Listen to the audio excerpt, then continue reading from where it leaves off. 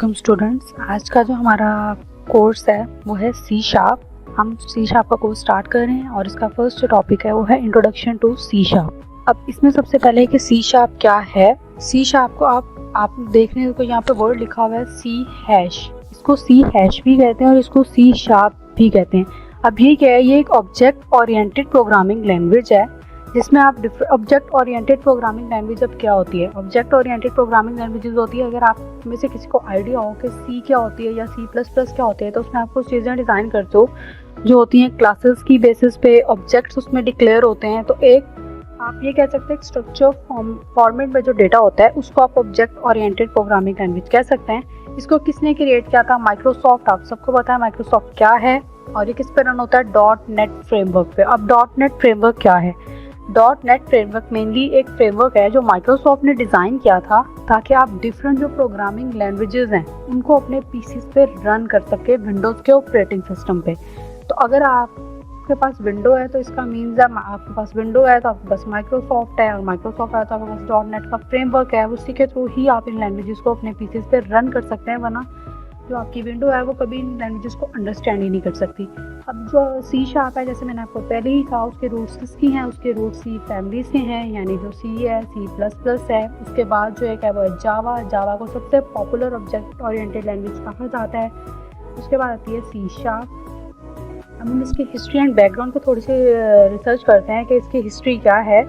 तो एंड्रस हेजल्सबर्ग ने 1999 में एक टीम को लीड किया था कि वो एक न्यू प्रोग्रामिंग लैंग्वेज को डिज़ाइन करे जो सी प्लस प्लस से बेटर हो और एक ऑब्जेक्ट ओरिएंटेड प्रोग्रामिंग लैंग्वेज हो। एक लैंग्वेज यूज़ होती है जावा, लेकिन जावा के कुछ फ्रेमवर्क जो हैं वो कुछ डिफ़िकल्ट हैं कुछ पॉइंट तक, लेकिन जो सी शार्प है वो ईजी टू यूज़ है एज़ कम्पेयर टू जावा। और सी प्लस प्लस के पास जो डेस्कटॉप एप्लीकेशन बनाने के लिए पहले एडवांस लैंग्वेज डिज़ाइन की गई थी वो सी शार्प थी, और इसका पहले नेम जो था वो सी प्लस प्लस माइनस रखा गया था क्योंकि उसी में एक अपडेशन की गई थी। लेकिन बाद में इसका नेम जो है वो इसकी अपनी एक पहचान बनाने के लिए, इसका ट्रेडमार्क एक सेट करने के लिए इसका नाम जो है वो सी शार्प रख दिया गया था। इसका जो पहला वर्जन था वो 2002 में रिलीज़ हुआ था, और अब जो इसका करंट लेटेस्ट वर्जन वर्क कर रहा है वो है सी शार्प 11, और वो रिलीज़ हुआ था नवंबर 2022 में। अब रीज़न क्या है इसका नाम सी शार्प ही क्यों रखा गया? अब सी शार्प मेनली जो इसका नाम रखा गया था सी हैश या सी शार्प, वो एक म्यूजिकल नोट से इंस्पायर्ड होकर रखा गया था। अब हैश का सिंबल क्या रिप्रेजेंट करता है? आपने अगर सी प्लस प्लस देखा है तो उसमें 2 प्लस आते हैं, plus plus plus hash represent करता है 4 प्लस को। क्योंकि अगर आप हैश को चेक भी करें तो देखिए इसमें 1 प्लस 2 3 4 प्लस सिंबल्स को रिप्रेजेंट करता है सी हैश।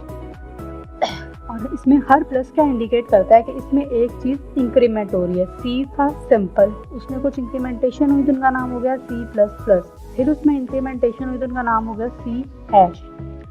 अब हर जो ये देखिए जैसे उन्होंने नीचे डिफाइन भी कर दिया कि सी प्लस प्लस किसका इंक्रीमेंट था? सी का। इसी तरह सिमिलरली जो सी हैश है वो किसका इंक्रीमेंट है? सी शार्प का।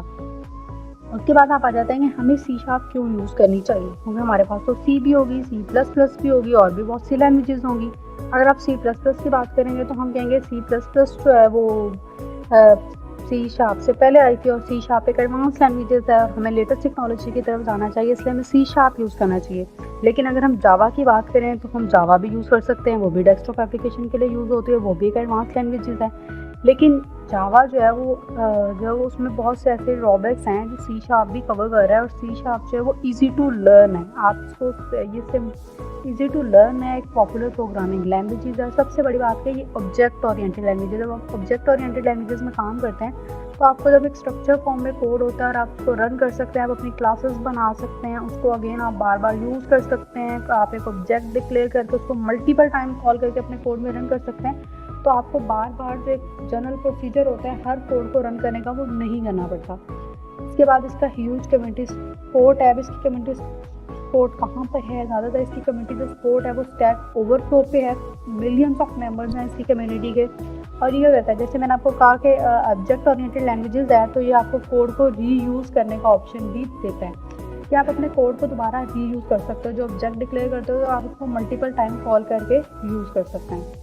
नेक्स्ट हम भी इसको क्यों लर्न करें? सबसे पहले तो ये हाई लेवल लैंग्वेज है। जैसे आपने पढ़ा होगा बेटा दो तरह की लैंग्वेज होती हैं, लो लेवल, हाई लेवल, जिसमें जैसे लो लेवल में आप कह देते हैं कि आपकी जनरल लैंग्वेजेस आ जाती हैं, जो आप असेंबली लैंग्वेज और ये आ जाती हैं। उसके बाद जो आपकी प्रोग्रामिंग लैंग्वेजेस हैं जैसे C++, C#, जावा, मशीन लर्निंग वगैरह, ये सब आपकी एडवांस लेवल लैंग्वेजेस आती हैं, जिनको हाई लेवल लैंग्वेजेस कहा जाता है, जो ह्यूमन भी अंडरस्टैंड कर सकता है और इजी टू अंडरस्टैंड है। आप C++ अगर आपने पढ़ा हुआ है या आपको ऑब्जेक्ट ओरिएंटेड आती है तो आप इजीली C# में स्विच कर सकते हैं।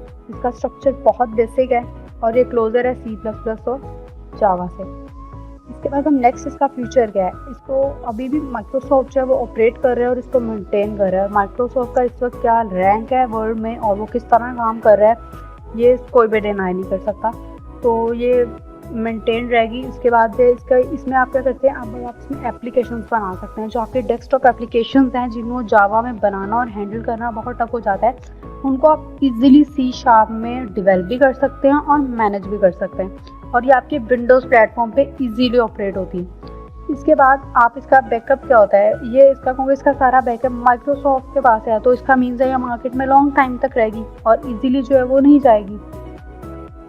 इसके बाद दो तरह की, अगर हमने प्रोग्रामिंग लैंग्वेजेस में हम मूव फॉरवर्ड कर रहे हैं तो हमें पहले पता होना चाहिए कि दो तरह की प्रोग्रामिंग लैंग्वेजेस होती हैं, एक होती है स्ट्रक्चर्ड, एक होती है अनस्ट्रक्चर्ड। अब स्ट्रक्चर्ड होती हैं वो बेसिकली ऑब्जेक्ट ओरिएंटेड लैंग्वेजेस आप उनको कह सकते हैं, जिसमें आपका जो लार्ज कोड होता है आप उसको इजीली सिंपल फॉर्म में कन्वर्ट कर सकते हैं और एक ही पीस ऑफ कोड को, जैसे फॉर एग्जांपल मैंने 2 के टेबल का कोड लिखा और स्ट्रक्चर्ड है वो, तो इसका मीन्स है मैं एक ही बार उसको रन करूँगी और वो मेरा 2 का टेबल डिस्प्ले करवा देगा, क्योंकि मैंने उसमें लूप्स लगा के उसको एक स्पेसिफिक फॉर्मेट में सेट कर दिया। जबकि अगर मैं अनस्ट्रक्चर्ड प्रोग्रामिंग की बात करूँ तो इसमें जनरली क्या होता है, आपका कोड जो होता है वो किसी ऑर्डर में नहीं होता है। तो आपको अगर मुझे 2 का टेबल लिखना है तो मुझे 2 × 1 सेपरेट रन करना पड़ेगा, 2 × 2 काम तक सेपरेट मुझे मल्टीपल कमांड रन करनी पड़ेंगी। लेकिन जब स्ट्रक्चर में मैं चूज करूँगी तो मुझे एक ही कमांड रन करूँगी तो मेरा पूरा टेबल डिस्प्ले हो जाएगा।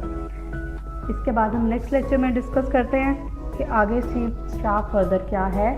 Thank you.